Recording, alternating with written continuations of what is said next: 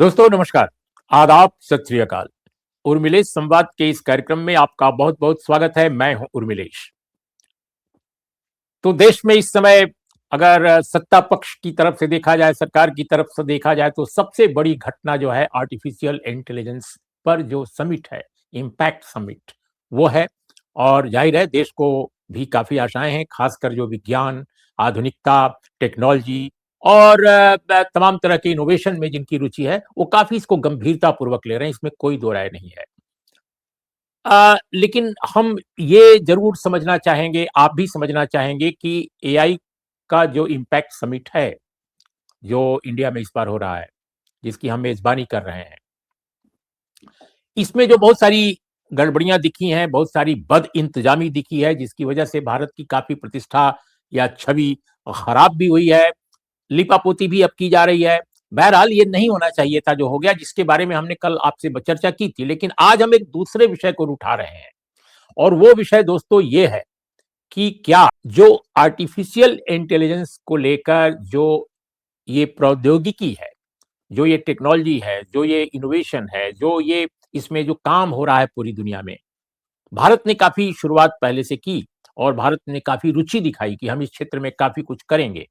लेकिन क्या भारत कहीं पीछे तो नहीं हो गया है? और दुनिया के कई मुल्क, कुछ बड़े मुल्क, कुछ छोटे मुल्क, हमसे भी कम आबादी वाले मुल्क, वो काफ़ी तेज़ी से आगे बढ़ गए हैं। तो ये जो हमारा पिछड़ापन है, हम क्यों पीछे हुए हैं, तमाम तरह के दावों के बावजूद, एक तो ये विषय हमारा होगा। दूसरा एक कांसेप्ट के रूप में कि एक धारणा के रूप में कि क्या आर्टिफिशियल इंटेलिजेंस पूरी दुनिया के लिए, पूरे समाज के लिए, सारे देशों के लिए जो प्रगति के पैमाने हैं, क्या उसको पूरा करता हुआ सबसे प्रमुख एक साधन है?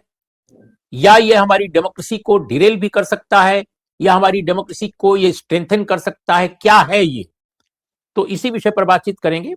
हमारे साथ इस विषय पर बातचीत करने के लिए मौजूद हैं देश के जाने माने पत्रकार, टिप्पणीकार और द वायर के को फाउंडर एम के वेणु। एम के वेणु, आपका हमारे इस कार्यक्रम में आज स्वागत है, बहुत बहुत। हम सबसे पहले आपसे ये जानना चाहेंगे, अपार्ट फ्रॉम की जो समिट में जो बदइंतजामी हुई और जो गलगोटिया कांड हुआ, ये सब तो काफी इस पर चर्चा हो चुकी है, हमने भी की है और बहुत सारे लोगों ने रिग्रेट किया है।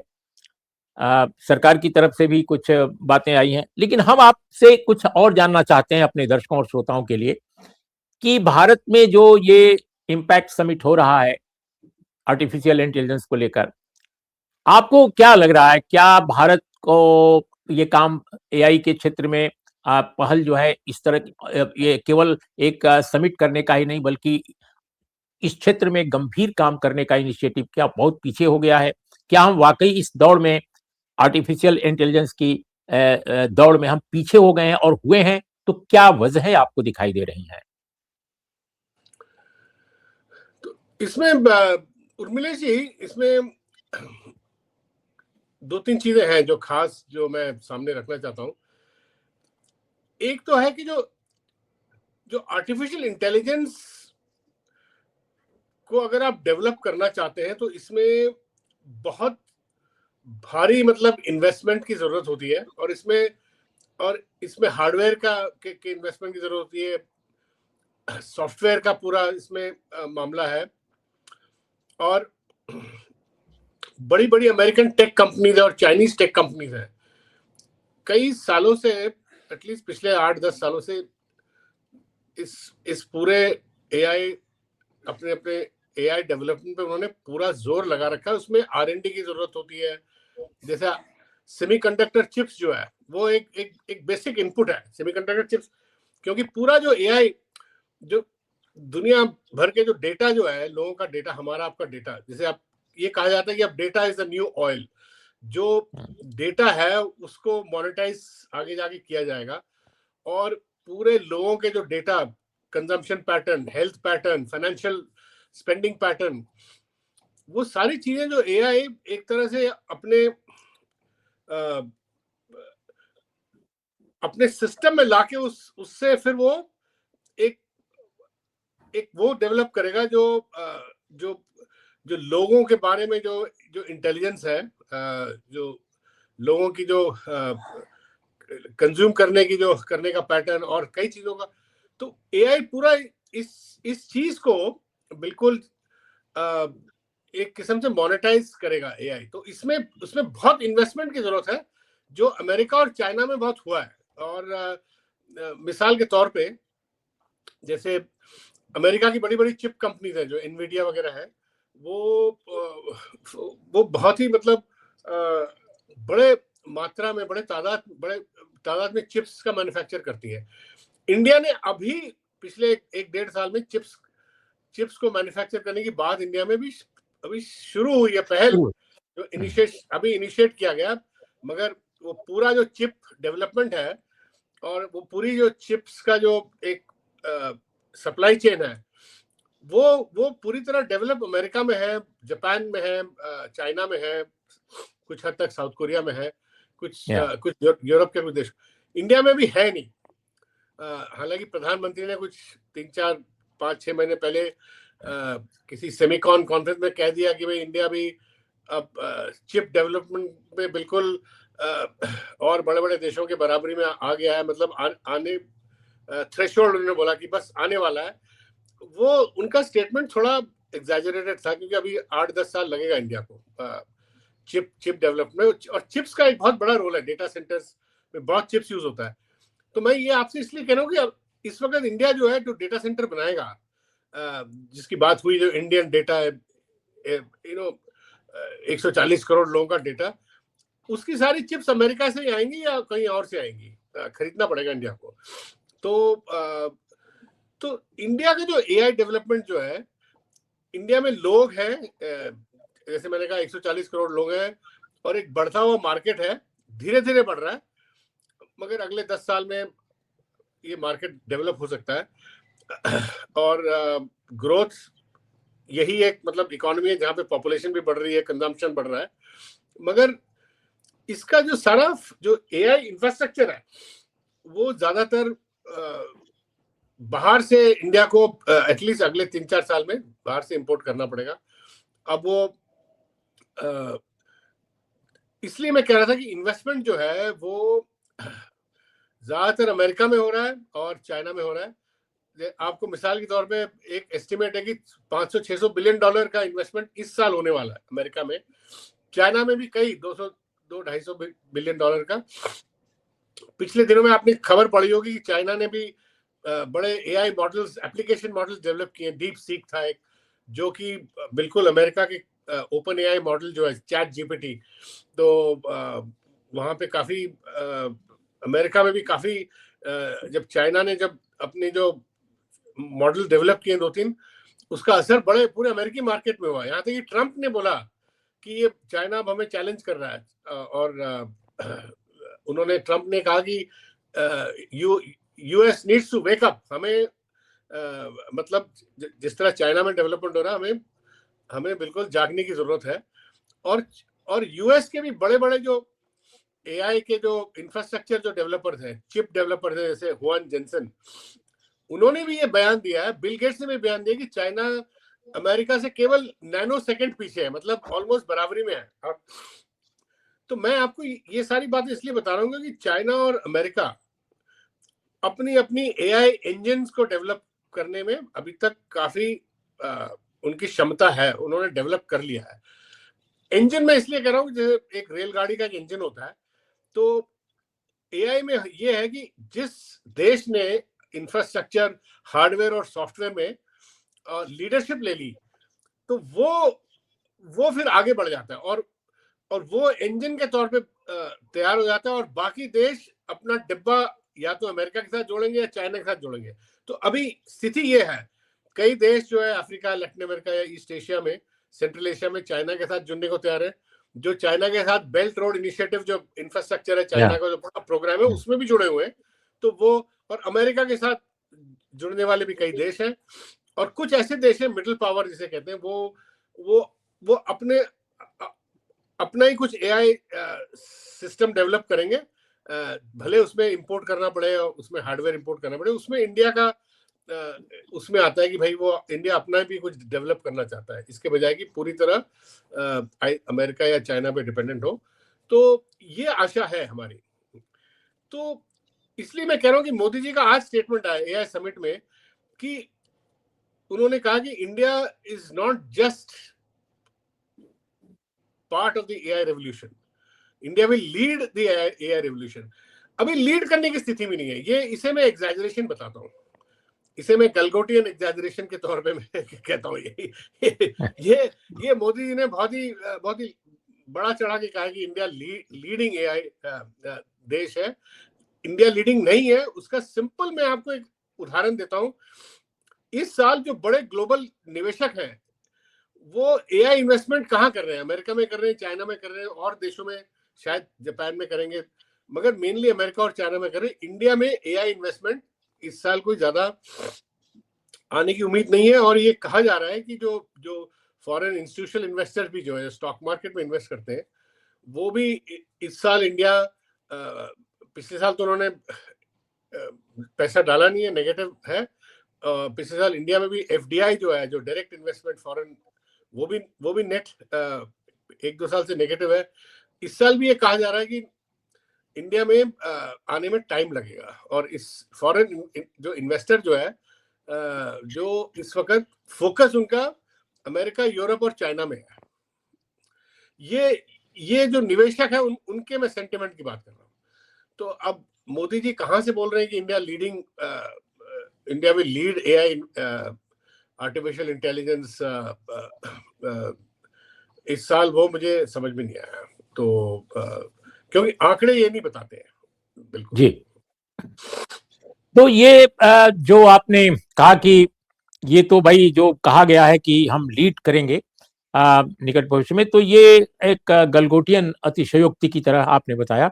लेकिन मैं ये समझना चाहता हूं कि जो मेजबानी भारत ने की है इतने बड़े इम्पैक्ट समिट की, आई मीन आर्टिफिशियल इंटेलिजेंस पर, इससे क्या वाकई भारत के वैज्ञानिकों को या इस इंडस्ट्री से जुड़े लोगों को जो इन्वॉल्व हैं, थोड़ी देर सरकार को छोड़ दीजिए, लेकिन क्या जो इन्वॉल्व लोग हैं, क्या उनको कोई एक इंस्पिरेशन मिलेगा या कोई सपोर्ट मिलेगा इससे, इस इनिशिएटिव से? या ये समिट केवल एक आई मीन एक आयोजन के रूप में याद किया जाएगा कि भारत ने एक आयोजन किया था जिसमें हमने काफी कुछ कंट्रोवर्सी भी क्रिएट की थी? तो क्या क्या आपको लगता है इस सम्मेलन का क्या रोल है, इस समिट का क्या रोल है?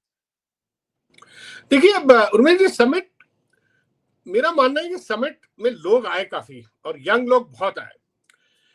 इंडिया में ये तो लोग मानते हैं, बाहर भी लोग, ये जो बाहर के देश, जो बड़े निवेशक हैं, वो इंडिया में आके देखते हैं तो वो इस बात को जरूर मानते हैं, चाहे ये इतना बड़ा समिट किया हो ना हो, वो ये जरूर मानते हैं कि इंडिया में यंग टैलेंट है काफी। और खासकर जो बेंगलोर साउथ में जो है, ऐसी कई पोटेंशियल है जो यंग लोग अपनी स्टार्टअप्स के जरिए छोटे छोटे एआई मॉडल्स, एप्लीकेशन मॉडल्स जरूर डेवलप कर सकते हैं। और यहाँ का जो जो विदेशी निवेशक ये जरूर देखता है कि इंडिया में 140 करोड़ लोग हैं, ये बड़ा मार्केट है। और 140 करोड़ का जो जो डेटा होगा आगे जाके, अभी नहीं, वो बहुत ही कीमती होगा। मतलब एक एक वैल्यू जिस उसकी जो होगी, और जिस तरह उस डेटा को इस्तेमाल करके पूरे सोसाइटी में, देखिए एआई के दो पहलू हैं। एक तो एआई के जरिए आप सोसाइटी में बहुत ही जबरदस्त सुधार चीजों का ला सकते हो। तो इसलिए अभी दावोस में भी जो हुआ था एआई पे जो काफी चर्चा, उसमें उसमें उसमें कई एनजीओज भी पार्टिसिपेट कर रही थी, कई इकोनॉमिस्ट भी थे, अर्थशास्त्री भी थे, जो थोड़ा लिबरल अर्थशास्त्री थे। और सबका ये मत ये था, एंड में ये था कि एआई का तभी फायदा हो सकता है, या एआई में इतने बिलियंस ऑफ डॉलर्स जो डाले जा रहे हैं, खरबों रुपए जो निवेश किया जा रहा है, इसका तभी मतलब बनेगा जब एआई आम आदमी के लिए, गरीब आदमी के लिए रिलीफ लाएगा। तो एआई में वो पोटेंशियल है। चाहे वो, ये कहा जा रहा है कि हेल्थ केयर में कॉस्ट बिल्कुल 80-90% एआई आएगा तो गिर सकता है, एडुकेशन में हो सकता है, सैनिटेशन और भी जो एग्रीकल्चर, हर क्षेत्र में एआई का इस्तेमाल करके लोगों तक लोगों की जो रियल इनकम जो है वो बढ़ाई जा सकती है। अगर वैसा होता है तो एआई का बहुत फायदा होगा और एआई को की सराहना होगी कि इससे हमें फायदा हो। तो इंडिया में उसका रेलेवेंस है। इंडिया में इतना गरीब देश है, अभी भी पर कैपिटा इनकम इंडिया का आप देखिएगा मतलब $2,800 है। अभी भी हम निचले जो 25% 30% देशों में आते हैं पर कैपिटा। गरीब इतना है इंडिया में, लोअर मिडिल क्लास, और सेल्फ एम्प्लॉयड इंडिया में इतने। हमारी खुद एम्प्लॉयमेंट आप प्रोफाइल देखिएगा, करीब 58-60% तो सेल्फ एम्प्लॉयड में आते हैं और ज्यादातर अपनी छोटी छोटी दुकान ये वो चलाते। तो अगर एआई से इनको अगर राहत मिलती है तो इसमें फायदा है। और ये इस पे तो विदेशी निवेशक की भी नजर है कि इंडिया को एक कंजम्पशन मार्केट के तौर पे वो देखते हैं। तो इसलिए सब चाहते हैं कि इंडिया उनके साथ आए। तो इसलिए जो बड़ा पॉलिटिकल इकोनॉमी जो एआई का वो ये है। और इसमें इंडियंस भी काम कर रहे हैं छोटे छोटे अपने स्टार्टअप्स में। जैसे आपको देखने को मिलता है जो इंडिया में कई स्टार्टअप्स हैं जो इंडिया में बहुत सक्सीड हुई हैं, जो और देशों में नहीं हुई है। जैसे हमारे जो पेमेंट जो सिस्टम है जो इंडिया में जो डेवलप हुआ वो और जगह नहीं है। और ये सभी मानते हैं, यूरोपियन भी मानते हैं, अमेरिकन भी मानते हैं कि जिस तरह का जो हमारा जो पेमेंट सिस्टम जो कि पब्लिक फंडिंग से भी हुआ है बेसिकली, जो और भी कई चीजें जो ई कॉमर्स वगैरह जिस तरह चलती है इंडिया में और जगह नहीं चलती। तो ये तो इनिशियल स्टेज होता है ई कॉमर्स। बाद में हेल्थ केयर सेक्टर में और जगह भी वहां उस चीज पे विदेशी निवेशक की नजर है। मगर वो इंडिया को कंज्यूमर के तौर पे ही देखता है, क्योंकि वो जानते हैं कि इंडिया के पास अभी कैपेबिलिटी, अभी वो बड़ी बड़ी जो कैपेबिलिटी, चिप्स बनाने की capability, power generate, data centre को चलाने के लिए बहुत पावर की जरूरत होती है। मतलब अभी जो इंडिया का जो पावर कैपेसिटी है टोटल जो भी है, मतलब 5.5-6 लाख जो मेगावाट, वो कुछ भी नहीं है। इसको डबल 3 गुना होना पड़ेगा। अगर आप इंडिया में अगर आप मान के चलिए 40-50 डेटा सेंटर अगर बनता है, जैसे मुकेश अंबानी बोलते हैं इंडिया हर स्टेट में डेटा सेंटर होना चाहिए इंडिया में। तो अब और भी एक बड़ा सवाल, पॉलिटिकल इकोनॉमी सवाल जो राहुल गांधी जी रेस किया, इंडिया का डेटा क्या इंडिया ही कंट्रोल करेगा या अमेरिका के बड़े बड़े जो बिग टेक कंपनीज हैं वो भी इंडिया का डेटा अपने सर्वर में रखेंगे या फ्री एक्सेस उनको मिलेगा? सरकार के पास जो हम आपका जो पूरा डेटा है 140 करोड़ लोगों का, सरकार के पास सबसे ज्यादा डेटा है। तो अमेरिकी कंपनियां, अभी ट्रम्प साहब ने भी इंडो यूएस ट्रेड डील में प्रेशर डाला है कि आप इंडियन गवर्नमेंट को ओपनली हम लोग का डेटा उनके बड़ी कंपनियों के साथ शेयर करना पड़ेगा। वो एग्रीमेंट में डालने की कोशिश हो रही है। तो अभी तक तो इंडिया ने कुछ अपना मत बताया नहीं है, मगर ये सुनने को आ रहा है कि शायद डेटा शेयरिंग, डेटा एक्सेस अमेरिकी बड़े टेक कंपनीज को मिल सकता है, जैसे फेसबुक हुआ, अपना अमेजोन हुआ, और भी बड़ी बड़ी कंपनियां हैं। तो बट ये जरूर तय है। अभी ऐसा लगता है कि इंडिया अमेरिका के साथ ही अपनी पार्टनरशिप बनाने के मोड में है, जो इंडो यूएस ट्रेड के। और चाइना से भी इंडिया चीजें खरीदेगा, क्योंकि चाइना सस्ती बनाती है। जो अमेरिका जो आपको $100 में बनाता है, वो चाइना आपको $20 में बना के देता है। तो इस चाइना को इसलिए हम इग्नोर नहीं कर सकते। तो ये ऑफिशियल पोजीशन भी है। जब डीप सीक चाइना ने जब तैयार किया था, जो डीप सीक इतना बड़ा सेंसेशन दुनिया में हुआ, जो डीप सीक उन्होंने जो एआई प्लेटफॉर्म बनाया, तो तब हिंदुस्तान की सरकार से स्टेटमेंट भी आया था कि हम डीप सीक जैसे और भी चाइना में अगर एप्लीकेशन मॉडल्स डेवलप होती है तो हम इंडिया उनसे कोलैबोरेट इन चीजों में कर सकती है। तो इंडिया ने अभी तक तो अपना मन थोड़ा ओपन रखा हुआ है। मोटा मोटी अमेरिका के साथ अलायंस चल रहा है, मगर चाइना को इग्नोर नहीं कर सकते। मगर बड़ा पॉलिटिकल इकोनॉमी, उर्मिला जी आप मेरे से पूछेंगे तो ये है कि चाइना और अमेरिका दो बड़े इंजन्स के तौर पे डेवलप हो रही है। बाकी सारे देश जो प्लेटफॉर्म बनाएंगे, जैसे मैंने इसे प्लेटफॉर्म, जैसे आप माइक्रोसॉफ्ट का जो प्लेटफॉर्म है, वर्ड, वो जो विंडोज जो है एक प्लेटफॉर्म है। आप हम सब ने विंडोज का इस्तेमाल किया, पूरे दुनिया ने किया। तो एआई को भी आप उसी तरह मान के चलिए, एआई बड़े बड़े प्लेटफॉर्म्स तैयार करेंगी, एक तरह से इंजन तैयार होंगे, और उसमें अमेरिका और चाइना लीड पे रहेगा। यूरोप में भी काम हो रहा है, वहां भी कुछ होगा, जापान में भी होगा, शायद साउथ कोरिया। और इंडिया को थोड़ा टाइम लगेगा, इसमें बहुत निवेश है, इसमें बहुत सारी कॉम्प्लेक्सिटीज है। तो अभी अभी अगले 2-3 साल की स्थिति यही मुझे दिख रही है कि इंडिया एक कंज्यूमर के तौर पे नजर आ रहा है।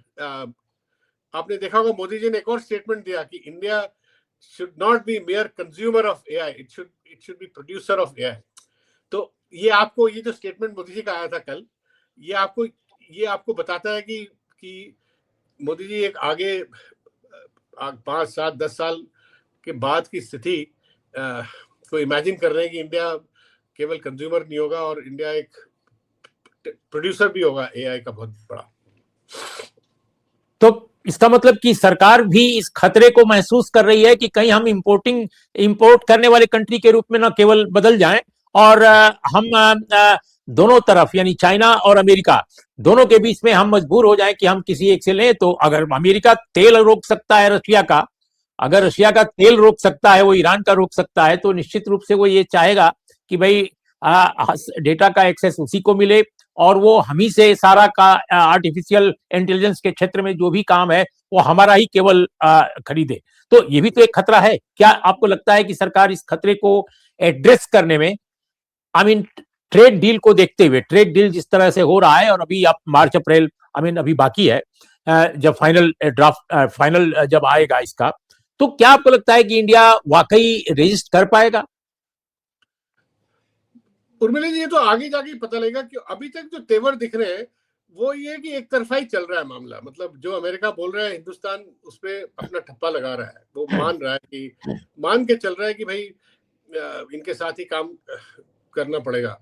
क्योंकि हुआ ये है कि मेरा ये मानना है कि हमने पिछले 11 साल मोदी जी का जो कार्यकाल में समय बहुत हमने वेस्ट किया है, और चीजों में वेस्ट किया है। पॉलिटिकल कैपिटल मोदी सरकार और संघ परिवार ने और चीजों पे बहुत मेरे हिसाब से हिंदू मुस्लिम इलेक्शन जीतने में, और अपना ये हिंदुत्व को कंसोलिडेट करने में, हिंदू सोसाइटी बनाने में ज्यादा इन्होंने वक्त बर्बाद किया है। एसआईआर पर इतना और इस वक्त उर्मिला जी, मैं ये कहूंगा कि जो चीजें ये अभी चिप्स की इन्होंने बात अभी करी है, इन्वेस्टमेंट पिछले 2 साल से कर रहे हैं कि अब हमें भी अपना चिप्स बनाना है। माइक्रॉन जो अमेरिकन कंपनी को इनवाइट किया, टाटा उसको चिप्स डेवलप में इन्वॉल्व किया, ये 2014 में करना चाहिए था।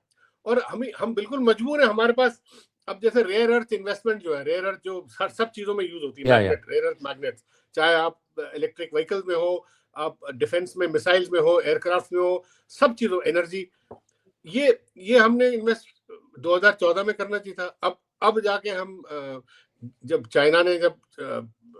चाइना पूरा 80%, 90% प्रोसेसिंग दुनिया का कंट्रोल करता है, तो चाइना ने अपनी लेवरेज बना ली है। इसी लेवरेज के चलते चाइना ने ट्रम्प को धमकी दी कि अगर आप हम पे इतना ड्यूटी लगाओगे, टैरिफ, तो हम रेयर अर्थ, उन्होंने मना कर दिया उनको। और उस रेयर अर्थ के लेवरेज को यूज करके चाइना ने ट्रम्प को फोर्स किया है कि वो चाइना की तरफ थोड़ा और एक लिबरल तरीके से अपना एक्सेस खोले। और नहीं तो चाइना तो ट्रम्प का मेन टारगेट था यूएस का, शुरू में आपको याद होगा।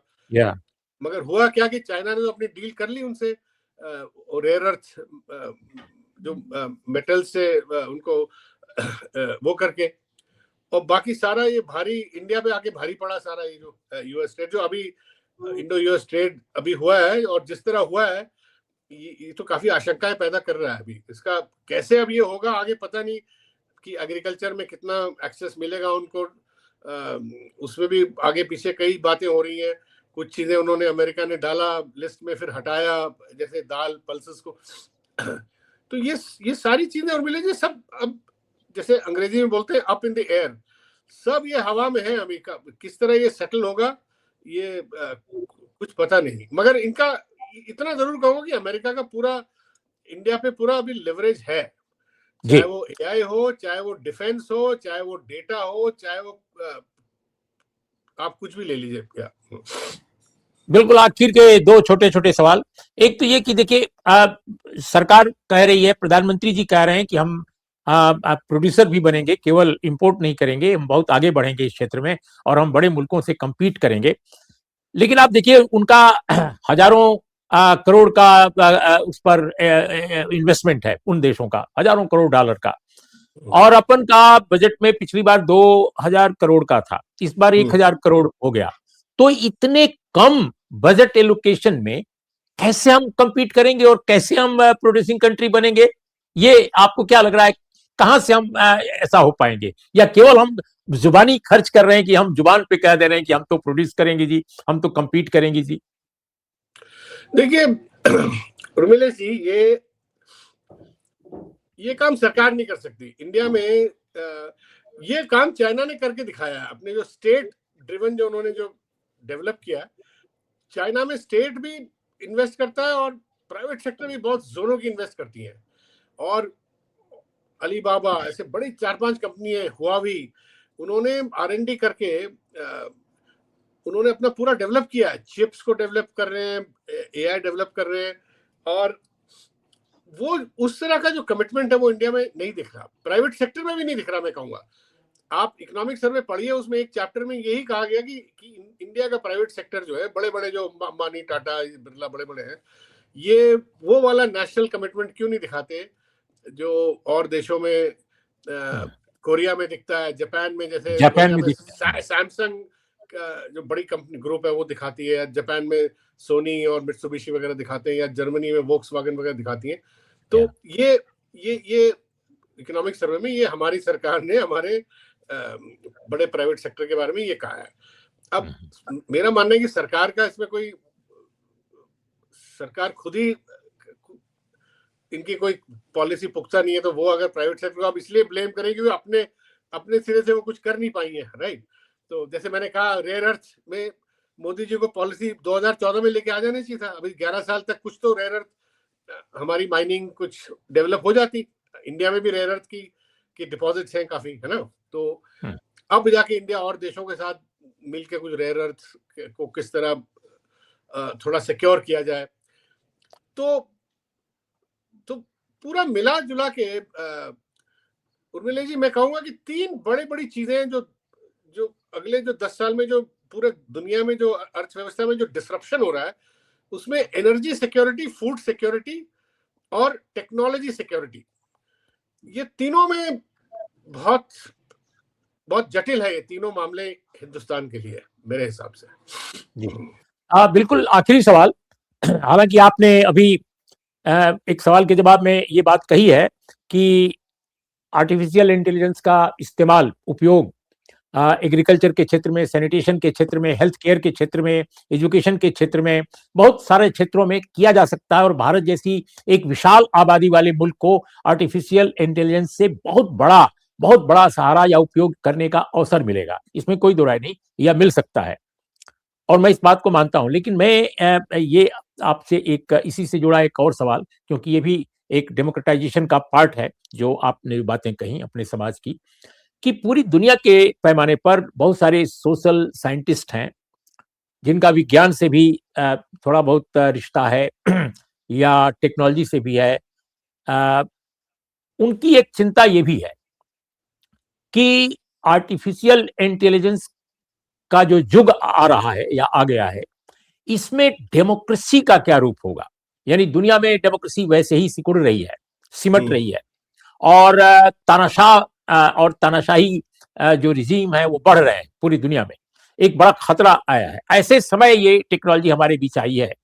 तो आप एक इस विषय के जानकार होने के नाते बिल्कुल आखिर में हमारे दर्शकों श्रोताओं को बताइए कि डेमोक्रेसी के भविष्य के संदर्भ में, कॉन्टेक्स्ट में, आर्टिफिशियल इंटेलिजेंस के रोल को आप संक्षेप में, ब्रीफ में कैसे बताएंगे?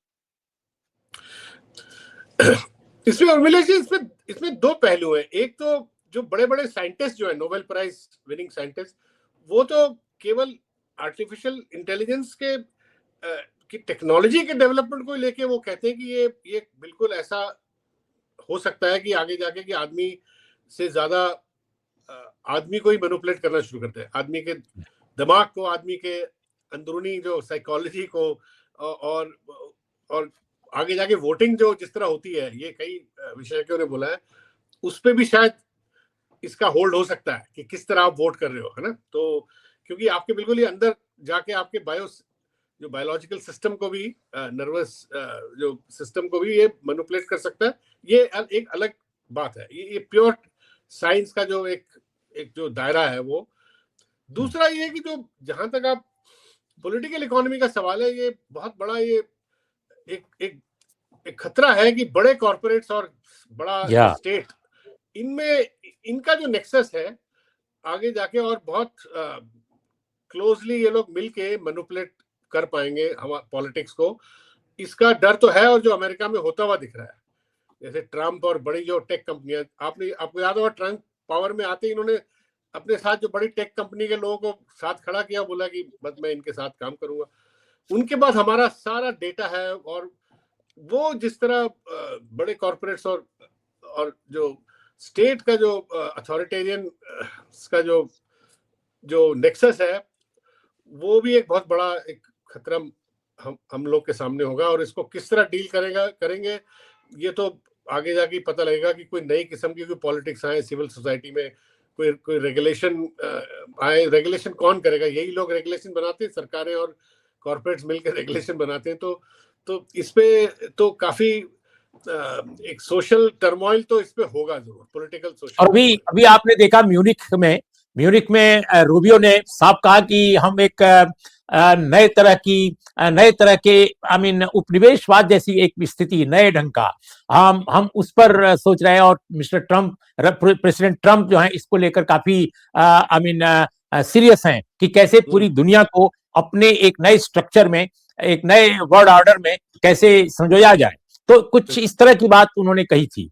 बिल्कुल, हाँ, ये सारी पॉसिबिलिटीज हैं आगे जाके मिले। किस तरह डेमोक्रेसी क्या क्या रुख लेगा, जो जिस तरह हम डेमोक्रेसी को 20वीं सदी में जिस तरह हमने प्रैक्टिस करी है, जिस तरह समझते, शायद बिल्कुल दूसरी डेमोक्रेसी को ही दूसरे नजरिए से शायद देखना पड़ेगा। और आप ये भी एक बड़ा ट्रेंड सामने हमें दिख रहा है कि भाई 21st सेंचुरी में एक तरह से आप देखा है तो चाइना एक लड़ाई जीतता हुआ दिख रहा है। स्टेट कैपिटलिज्म वाली लड़ाई, जो मार्केट कैपिटलिज्म वाले जो चाइनीज स्टेट कैपिटलिज्म की तरफ बढ़ रहे हैं। अमेरिका इंडस्ट्रियल पॉलिसी लेके आ रहा है, जबकि वो 20वीं सदी में पूरा फ्री मार्केट ग्लोबलाइजेशन में बिलीव करता था, अब वो भी स्टेट कैपिटलिज्म की तरफ बढ़ रहा है।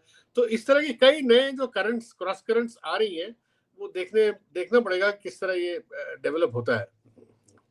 चलिए, बहुत बहुत धन्यवाद। मुझे लगता है कि हमारे जो दर्शक हैं, श्रोता हैं, उनके लिए बहुत ही ये इंफॉर्मेटिव और बहुत ही महत्वपूर्ण जानकारी आपने दी है आज। दोस्तों, आपको हमारा ये शो कैसा लगा? जाहिर है बहुत सारे हम जो शो करते हैं पॉलिटिकल इश्यूज पर, उससे थोड़ा अलग है, लेकिन अगर आपको ये अच्छा लगे तो जरूर हमें लिखिएगा। हमें बहुत अच्छा लगेगा कि हम इस तरह के विषयों पर भी आपको नई नई जानकारी देते रहें। और आपको इसमें कोई भी अगर लगे कि कुछ और जोड़ा जाना चाहिए, कुछ और नई बात कही जानी चाहिए, उसे भी आप दर्ज कीजिएगा। आपके हर एक कमेंट का, हर एक सुझाव का हम स्वागत करते हैं हमेशा। इन्हीं शब्दों के साथ आज के कार्यक्रम का समापन करते हैं। नमस्कार, आदाब, सत श्री अकाल।